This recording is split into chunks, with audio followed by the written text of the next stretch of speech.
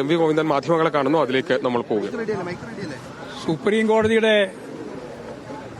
ഗവർണർമാരും അതുപോലെ പ്രസിഡന്റും India union പ്രസിഡന്റും സംസ്ഥാന നിയമസഭകൾ പാസാക്കുന്ന ബില്ലുകളോട് എങ്ങനെയാണ് ക്രിയാത്മകമായിട്ട് പ്രതികരിക്കേണ്ടത് എന്നത് സംബന്ധിച്ചുള്ള കൃത്യമായ കോൺക്രീറ്റ് ആയിട്ടുള്ള നിർദ്ദേശവും നിലപാടും സ്വീകരിച്ചിരിക്കുന്നു എന്നുള്ളത് ഇന്ത്യയിലെ പ്രതിപക്ഷ സംസ്ഥാന ഗവൺമെന്റുകളെ സംബന്ധിച്ച്, പ്രത്യേകിച്ച് കേരളത്തിലെയും തമിഴ്നാട്ടിലെയും എല്ലാമുള്ള ഗവൺമെന്റുകളെ സംബന്ധിച്ച് വളരെയേറെ പ്രാധാന്യമുള്ള വിധിയായിട്ടാണ് സുപ്രീം കോടതി വിധിയെയും അതിന്റെ വ്യാഖ്യാനത്തെയും ഞങ്ങൾ മനസ്സിലാക്കുന്നത്.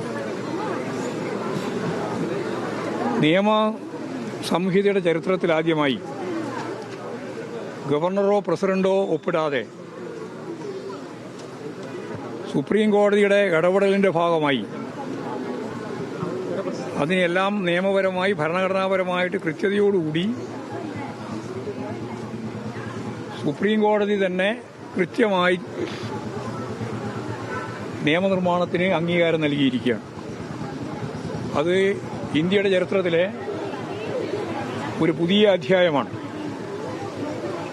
ഇന്നേ വരെ ഗവർണറുടെയോ പ്രസിഡന്റിന്റെയോ ഒപ്പില്ലാതെ ഒരു ബില്ല് നിയമമാകുന്ന അവസ്ഥ ഉണ്ടായിട്ടില്ല. അപ്പോൾ നിയമവാഴ്ച ഇന്ത്യയിലെ ഫാസിസ്റ്റ് പ്രവണതകൾക്കിടയിലും കോർപ്പറേറ്റ് ഹിന്ദുത്വവൽക്കരണ അജണ്ട നടപ്പിലാക്കാൻ ശ്രമിച്ചുകൊണ്ടിരിക്കുന്ന നരേന്ദ്രമോദി ഗവൺമെന്റിന്റെ ഈ പശ്ചാത്തലത്തിലും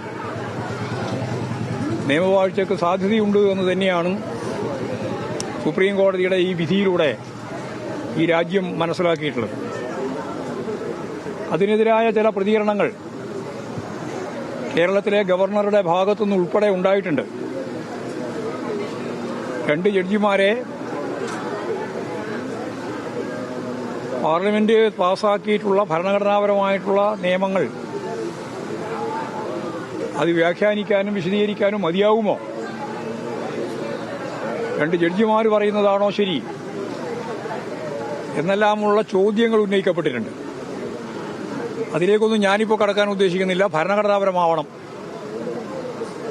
ഗവർണറായാലും പ്രസിഡന്റായാലും പ്രധാനമന്ത്രിയായാലും ജുഡീഷ്യറിക്ക് അതിൻ്റെതായ ഇടപെടൽ നടത്താനുള്ള ശേഷിയുണ്ട് എന്നിപ്പോഴ് ഒന്നുകൂടി വ്യക്തമാക്കപ്പെട്ടിട്ടുണ്ട്. ആ സാഹചര്യത്തെ പൂർണ്ണമായിട്ട് അംഗീകരിക്കുകയാണ്. തെറ്റായ രീതിയിൽ കാവ്യവൽക്കരണത്തിന്റെ അജണ്ട വെച്ച് ഗവർണർമാരെ ഉപയോഗിക്കാൻ ശ്രമിച്ചിട്ടുള്ള നിലപാടുകൾ നല്ലതുപോലെ തിരുത്തപ്പെടുന്നു എന്നുള്ളതാണ് ഇന്നുണ്ടായിട്ടുള്ള ഏറ്റവും പ്രധാനപ്പെട്ട പ്രത്യേകത. സുപ്രീം കോടതിയുടെ നിലപാടിനെ അങ്ങേയറ്റം ശ്ലാഘിക്കുകയാണ്. ഇതാണ് അത് സംബന്ധിച്ച് പറയാനുള്ളത്. വിധി ആശ്വാസകരമാണ് എന്ന് പറയുമ്പോൾ പോലും ആശ്വാസകരമല്ല, ഞാൻ ആ പദവി ഉപയോഗിച്ചിട്ടില്ല. ആശ്വാസകരമാണെന്ന് ഞാൻ പറഞ്ഞിട്ടില്ല. നിയമനിർമ്മാണ സഭയുടെ അധികാരത്തിലേക്ക് കടന്നു കയറുകയാണ് സുപ്രീം കോടതി. സുപ്രീം കോടതി അങ്ങനെ കടന്നു കയറി എന്ന് പറയുന്ന ഒരു കാര്യമില്ല. നിയമസഭ അല്ലെങ്കിൽ പാർലമെന്റ് പാസാക്കുന്ന നിയമത്തെ ഏതെങ്കിലും ആളുകളുടെ ഇച്ഛക്കനുസരിച്ച് അതിനെ തടഞ്ഞുവെക്കാനോ വർഷങ്ങളോളം നീട്ടിക്കൊണ്ടുപോകാനോ ഭരണഘടനയിൽ ദിവസം പറഞ്ഞിട്ടില്ല എന്നുള്ളതുകൊണ്ട്, അല്ലെങ്കിൽ മാസം പറഞ്ഞിട്ടില്ല എന്നുള്ളതുകൊണ്ട് അതിനെ ഉപയോഗപ്പെടുത്താനോ ഉള്ള ശ്രമത്തെയാണ് സുപ്രീം കോടതി ഫലപ്രദമായിട്ട് ഇപ്പോഴും ശരിയായ നിലപാട് സ്വീകരിച്ചുകൊണ്ട് നേരിട്ടത്. പക്ഷേ വയനാട്ടിലെ DCC ട്രഷറർ ആത്മഹത്യ ഉണ്ടായിരുന്നു. ഇന്നലെ അവരുടെ കുടുംബാംഗങ്ങൾ ഇന്നലെ കോൺഗ്രസ് നേതാക്കളെ കാണാനെത്തിയിട്ടുണ്ടായിരുന്നു.